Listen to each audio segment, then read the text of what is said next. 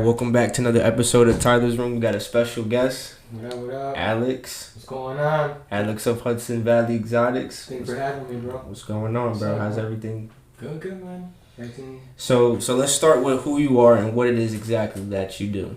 Alright, my name is Alex. I'm one of the owners at Hudson Valley Exotics here in Poughkeepsie, New York. We have 2 stores here in Poughkeepsie. We have one in Main Street 382 in Poughkeepsie, and we also have one in the Poughkeepsie Galleria right across from Five Below. Shout out to 914 Exotics. We got a store down in White Plains as well. So if you're in Westchester, we locked in. We also got the Westchester snacks out there. So when exactly did you get into wanting to sell these exotic snacks? So in 2018, I think it was, I was working at the Sprint store right here in Wappingers. I worked there for about 10 years. And You're talking about next door? yeah, right. Well, That's now it's T-Mobile. Now it's T-Mobile. Yeah. I worked there for like 10 years. You know, I just got comfortable. You Mm-hmm. know, I just got comfortable. The money was alright. Like it got me by. And I met 914 Exotics. I met him through Instagram. You know, and we just clicked. And we just started hanging out. And he introduced me, and took me to Canada for my first trip to Canada. And we came back and we brought back this one soda, the Crushed Cream. I actually brought it here. This one's from Canada. This is the one that started it all, you know. And we took the trip back, and then we just started reselling the sodas. And then from then on, I'm like, put me on, you know. And then I realized there was no one at that time doing it here in this area. And now you said this was 2018? 2018. You know, that's when I had the idea. You know, I created an Instagram page at the time. Mm-hmm. I wasn't really active on it because I was kind of working with 914 Exotics. And then mid 2019, I realized that's when I should be established. I started, you know, branding myself a little bit more. I think that's when I introduced myself to you. And, Right. you know, we kicked things off and just blew up from there, bro. Yeah. So networking played a big role in this. Just getting to know new people and taking trips, meeting new, different types of people and shit. Yeah. I quit my job because of this. You know. I started traveling with 914 Exotics. We've been to like Barcelona. We've been to like events in Peru. Like we definitely traveled. So like a lot of like people that do this fail to have that part of like that on the resume. Like we really traveled and like visited these countries to get like these sodas and stuff. We didn't just sit here and fucking click the button and order and talk to, you know, like. I think that's what a lot of people think is just like, you know, you're just getting this type of stuff shipped right to your door and just selling it. Yeah, no, like it was definitely, big part was traveling, networking, and without that we wouldn't have what we have today, you know. And shout out to 914 Exotics because he made everything possible. Mm-hmm. So, when we met, you were just like, you know, like selling the shit out of your trunk. Like I remember the first time we actually linked. I don't know why I was in the trailer park. We're not gonna get into that. But you actually pulled up and you just gave me like a bunch of shit out the trunk. And I remember I went back. I brought it inside. They were like, "What is this?" I was like, "I don't even know. I never even had this before." Yeah. I was like, "You can have it and drink it. I don't know how it's gonna taste." Probably gave him a $15 soda. I actually think it was the Crush, to be honest. Yeah. And everyone was like, "Yo, this shit is actually mad good." And I was like, "Nah, no way." And then like, surprisingly, the shit was a hit. I'm gonna lie. Yeah, bro. So let's talk about like, you know, your rise to like quote unquote fame in the town, like because it was pretty quick. Like we were cool, like going back and forth, doing videos and shit, and then the store in Poughkeepsie came about, and then it was just up from there. So let's talk about what it was like opening your first store.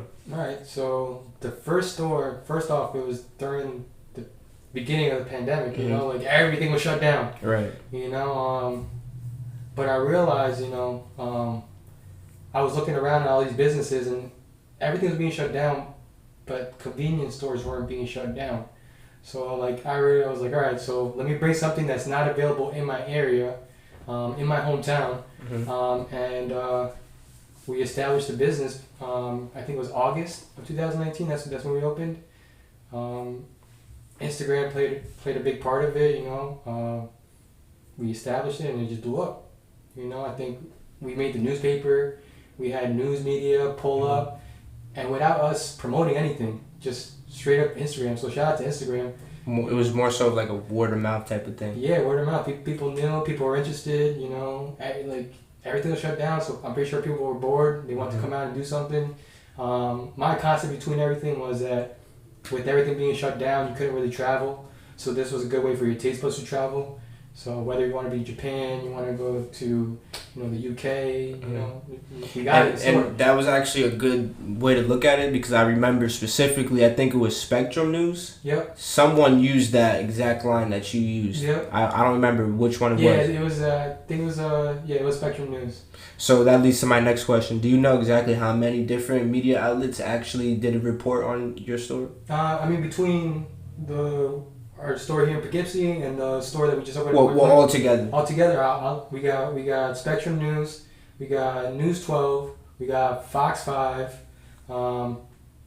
Channel 2 News, and then I might be forgetting some more, but yeah, it definitely helped. It definitely helped. And then all the support that we got from the area, we got used to reposting everyone's shout outs that they come to the store and they buy. Right. That helps, like that word of mouth, people are interested, where'd you get this, and just try to make it more accessible to people here in the area. Yeah, that's good that you play a role in the community by actually like reaching out back to people who are like purchasing stuff from your store. Correct. Which is a good thing. Yeah. So how important do you think the community is to you? It plays a big role, when we first started off in the store in Poughkeepsie, with you and with Steven, he's the owner of Las Tres Americas, we collabed and we were able to bring something positive to the neighborhood. There's a lot of things that hasn't been done, just in Poughkeepsie, just a lot of good positive things that we're trying to bring. Yeah, like the giveaway that we did. What was your outlook on that? Like, how did you think it was gonna go based off how we were just like freelancing it almost? Like we were kind of just going with the flow from the beginning. For going with the flow, we killed it. We got a good response. You do positive things, you get good things back. Like that's kind of like what we wanted to do. We wanted to give people. Everything was shut down at the time. Families were struggling. It was a back to school drive, so we were giving kids backpacks full of like stuff. Shout out to you for making that possible as well. So yeah, man. Shout out to Steven too because he shut it up. Nah, he really did.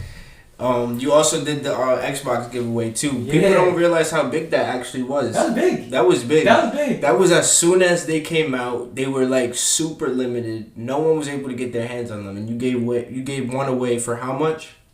It was someone really won that for $35.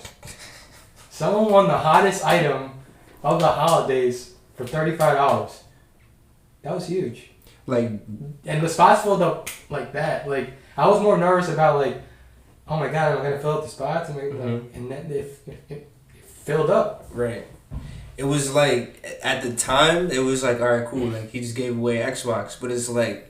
Now in hindsight, it's like, dude, that was the most requested item in that month. Yep. That nobody could get. Yeah. And someone won it for like almost more than half the price. Right. Like literally more than half the price. Yeah.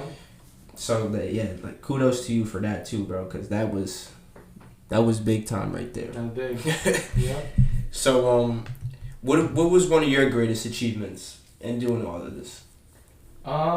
Just honestly, I said I quit my job, right? And because I felt like I was wasting time working for somebody else and like not getting appreciated for something like that.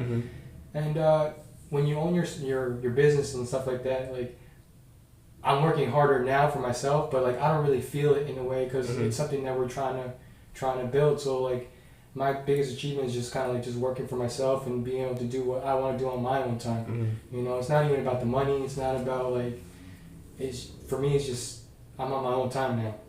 Yeah, that's important too because a lot of people don't realize just working a 9 to 5 and just coming home to like just chilling and not really doing nothing for yourself isn't really gonna lead you to what it is you actually want to do. That's the key. You got to use that and then strive to do whatever you want to do. You make whatever your hobby is like. Definitely pursue and whatever makes you happy, like the money will come. Like that's the biggest thing. Is like feel like a lot of people are stuck behind like this dollar and this and that, and like that's just not the way it is. Like my biggest thing is you forget about it. It will come. It will come. Don't stress it. Yeah, I agree. I totally agree. Let's take a step back and acknowledge the name change and the drastic name change. Hold on a second. Hold on. Yeah, crack it open. Yeah, so you started off as 845 Exotics, and that was the name that was definitely ringing bells. It was new to me. Yep. It totally was new to me. So I'm gonna bring it all the way back to when like we first met. Yeah. And we used to collab on these videos. Like you would provide drinks for my guests, whatever. And I tagged you in one of my posts, and this is dating back almost like 2 years ago now, maybe a year and a half. And someone pointed out that like this was like a copycat or something. Like you were a copycat and you're not the real 845 Exotics. Yeah. So then turns out there was another person with the same exact similar name. Mm-hmm. So could you help break that down for me and the other people who may have noticed this? Yeah. So first off, like I personally never copied anybody. I always rolled my boy now for Exotics. So I was smart enough to branch off and become 845 Exotics on Instagram, and that was cool. And then one day I did notice there was another 845 whatever on Instagram, and I reached out to him, and he reached out to me, and I had all the DMs still to this day, and it was nothing but love. I said what's up to him. I asked him where he's from. He asked me from where I was from. That's cool. I told him what I did. He at one point he even asked me for things to buy. And this is dating back when? This is dating back. So I opened up the store in August. So this is dating back. I made the Instagram account October of 2019. That's when I created 845 Exotics. I realized he was on Instagram February 2020. And we DM'd, we talked, no bad blood, blah, blah, blah. And then we opened up the store in Poughkeepsie. We made the newspaper. Something happened on Facebook, and the Poughkeepsie Journal shouted us out or something like that. And then he started on his personal account, started like slandering the store, this and that, blah, blah, blah, blah. And then he even said at that point, like, he's going to take legal actions to like come at us or shut us down, And then I didn't know too much about business at that time. Did you think, sorry to cut you off, at that time, did you think that this is where you were going to be? Nah, not at all. I never thought I was going to have to do a name change. I never thought, like, business is dirty, bro. It's not all fun and games. Like, I learned so much along the way, like, even with the bullshit that I went through with this person, and it's not pretty. It's not all, Instagram can show you like the success and everything like that, but in the background, bro, like, I took a lot of L's, like. I'll tell you this: when I wanted to create my platform, I before I came up with a name, I looked up each and every idea of a name that I came up with, so something like this wouldn't happen to me. So my thing is, at that time, I created my LLC name. So my LLC name was 845 Exotics LLC.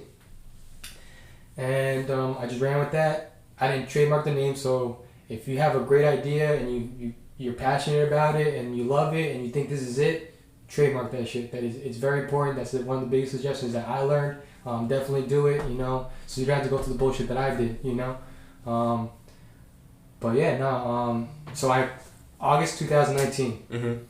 We opened up the store. We made the paper, Poughkeepsie Journal, September 13th. 30 days later, I got a letter in the mail saying that I got hit with cease and desist and I had to remove everything from the store. So what he did, and this is the fucked up part, what he did is he trademarked the name in September. So we talked back when? You know what I'm saying? That's my thing. So why didn't you trademark it back then? Like, if you had a problem with it, you should have figured it out then. Like, why wait for, like... But it is what it is, It's business, and I get it now. Now, is this proven that that's exactly how it played out? I have all the paperwork. He even took the time to fucking go through my Instagram, take all the pictures. And, like, the crazy part is, like... he technically lied about everything, bro. And just like, it's kind of like you ran to the principal, told him your side of the story, and the principal didn't hear your side of the story. That's pretty much what happened to me. You know, like, I didn't copy anything, bro. I was original to the T, and it sucked. You know what I'm saying? It did suck. Like, I built something. Like, I was raised here. You know, and I just wanted to find a way, like, how I can be a positive thing in the 845. You know, so like that was my thing. You know, like. Yeah, and the lawsuit came after you were doing your thing. Yeah, so it came after the giveaway, right? It came after the giveaway. It came after all that. Right. But yeah, no, the way it was more about the way it happened that like got to me. But like, you know, like now, like if I would honestly do the same thing. So like, it's business, bro. Like, It is what it is. Like, you know. But yeah, just trademark your shit. Make sure that everything, you know, is good on your end. But yeah, the way he came about it, bro, is he hit me 30 days later with the cease and desist. And that's how Hudson Valley Exotics became, you know.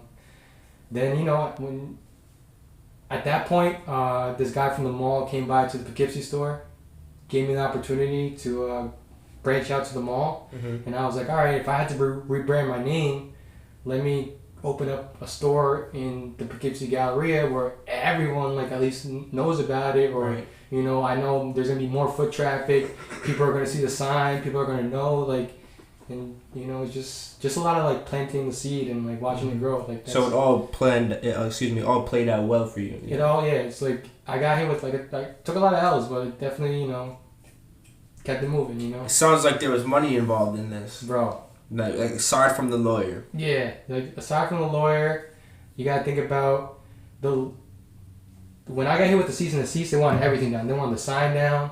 They wanted the logo spray painted inside. Anything with the name. Anything. My Instagram, like, and that's, bro, my Instagram page. That's the one that bothered me because, like, I'm not at the store just fucking grabbing a soda. Shout out to Fruitopia, by the way. I'm not there fucking taking pictures of the items. I'm like, I actually like thought about like areas in the 845 that I grew up or is known and stuff like that. And yeah. Well, we both have a mutual friend who I know is doing some of the work on your store and taking pictures and stuff. So I know it was a little bit deeper than just what you're describing. So it's not. It was everything was thought out. Like, I would go on vacation sometimes. Like not even like fuck the vacation. Like, I'm like, yo, I'm gonna go here and take a picture of the soda here just to post on my Instagram. And like. Bro, I had to take those all down. You know what I'm saying? Like, I had to take those all down. Like, that shit sucked, you know? People still send me fucking pictures now when they go on vacation. My boy was in Puerto Rico a couple weeks ago, and I remember just tagging it up everywhere. You know what I'm saying? Like, he sends me a picture of the sticker, and I'm like... Can't even repost it. Like, you know? So aside from him wanting the name, did he want any type of money from... you making profit off of what he thought was his name? So, according to the lawyer at the time, if I didn't change my name, he was going to come after for whatever X amount of money I had at the time, you know? But I did offer some money, you know? Like, I offered a couple $1,000s at the time, you know? Like, I figured, I don't know how the business is up there, but it's definitely more than what I offered. Now, was that like, kind of... a gesture to not go to the lawsuit, or was that to keep the name? That was to like keep the name, you know. But then he hit me back with like some crazy fucking number. It was like $80,000, and I was like, for that, like, I just fucking change the name, and keep it moving. You know what I'm saying? And that's what we did. That's, you know, we both, yeah. It sucked. Yeah, it sucked, bro. Shit is crazy. This is not all, you know, sugar, bro. That's a little crazy. Yeah. So have you guys shared any words since? Nah, I personally, I've never talked to the dude. I'm pretty sure he doesn't even know who I am. You know what I'm saying? I never said anything negative, even after what he did, commenting on the Facebook shit. I even had like people from, bro, when I opened up the store in the mall, this is the first time I ever saw him, or like I think I made eye contact with him, to be honest. Like, he had like some of his friends pull up to the store, and he came in and he was like, "Is this so and so store?" And I immediately knew. I'm like, nah. Like, they came on some cornball shit, and then they FaceTimed him. And like, when they put up the phone, like, I felt like we made eye contact. I was like, yo, like, what up? Like, you know. But it is what it is. The crazy part to me is... So that... excuse me, that's allegedly that's what went on. That's not proven. We think he was in the store, but was he really in the store? No, I mean his boy was in the store. Okay. And he FaceTimed him. Oh, okay. And okay. I saw him, and that's the first time I ever, probably the closest thing I ever got to seeing this dude, you know. But yeah, that shit happened, and but the crazy part to me, bro, is how do you go hit me with a cease and desist, and then you go and plagiarize my entire shit? Like, whatever he's got going right now, complete copy and paste of what the fuck I'm doing. Like, but it's all good, you know. It's So there's no bad blood, like it's hashed out as far as now, yeah, right? like I don't know the guy. Mm-hmm. I don't, you know, like the only thing is, like, I just want it to be known I never stole anything. If anything, like, I truthfully feel like he stole that shit. Like, in the way he came about it, like, his shit's not original. Anything that he does is not original, you know. Like, and as far as we know, he's all the way on that far side of town. Yeah. You're over here, so like, he's mad. They're mad at me because anyone around here that's doing that shit, you know, they're mad at me because I established saying, hey, I'm in Dutchess County doing this, you know. But you're on the other side of the river. You could be doing the same shit. Like, I'm in Ulster County and I'm doing this. Like, you stay over there, I stay over here. That's simple as that. Like, I grew up here. Like, nah, yeah, and like I said, you're almost like a hometown hero when it comes to the snack shit. Like, you're almost everywhere just about now. Yeah. Like, do you guys have any future plans for opening up like another store around this area?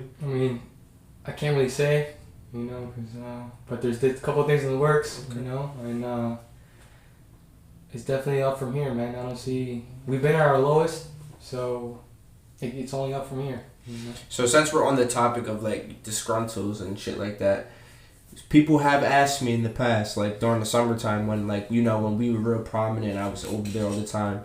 Like, are the prices for real? Like, some people think it's price gouging. Some people think it's like, you know, completely overpriced and just not worth it. Yeah. So what do you have to say to those people who think it's overpriced? My thing is, I mean, at least right now, also, like, a lot of these countries are shut down, or you can't even get into these countries. So if you want to try, like, something from the UK or something like that, like, you're gonna have to buy a plane ticket to go over there. And our prices in store aren't that bad compared to our competitors. You know, even if you try to order online, it's gonna be a little bit less, if not the same. But then you're online, you also gotta think about shipping and all that. But also, a lot of these products aren't available online. So it's okay with me. Like, if you try to find it elsewhere, like, you're gonna realize we don't advertise our prices, right? Everything's priced up in the store, but we don't advertise online or anything like that. But I do have customers that come into our mall location and talk about the other competitors in the city or in another mall or something like that, and they tell me, they're like, our prices aren't as bad as the other places. You know, they're able to come into our store and get a lot of snacks versus getting one or two things and certain stuff. So we got some of the best prices in the game right now. The way we're networking and trying to make bigger things happen is we're trying to get the prices a lot lower for everybody. You know, so to the competition, they better catch up. Well, there's not much you can say about that. That sounds pretty forward to me. But that was a good interview. I'd like to wrap this up. That was well said, Alex of Hudson Valley 845. It was good.